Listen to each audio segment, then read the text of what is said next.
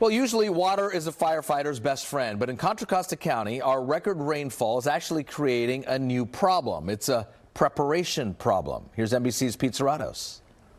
The ground is so soft that it's hard to get out there with heavy equipment like this Type 3 wildland firefighting engine behind me. Steve Hill with Contra Costa County Fire says the wet winter is making it difficult for crews to fully prepare for what he expects to be a busy wildfire season.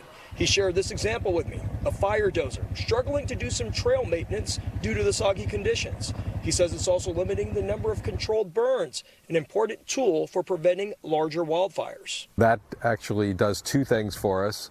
One, it gives us an opportunity to train our firefighters under very realistic conditions. And two, wherever we're doing those controlled burns, we're mitigating the future risk because we're pre-burning those areas.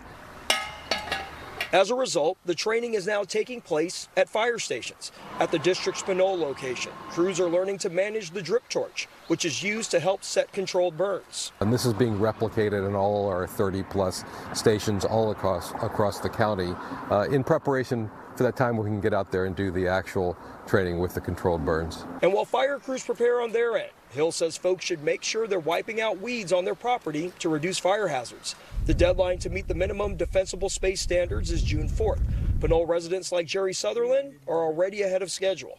So it's a fire hazard. You want to make sure it gets cleaned up every year. I got to clean up all the weeds and stuff. For now, it's mostly on-site training for fire crews, but Hill hopes to get crews out in the field sooner than later if the weather cooperates. Our anticipation is that the week after, hopefully, or within the next couple of weeks, we'll be able to get out there with those warmer temperatures that are forecast and do the controlled burns, which will give us the real, on-the-ground experience, our firefighters, the on-the-ground experience of fighting grass fires. In Pinole, Pete Suratos, NBC Bay Area News.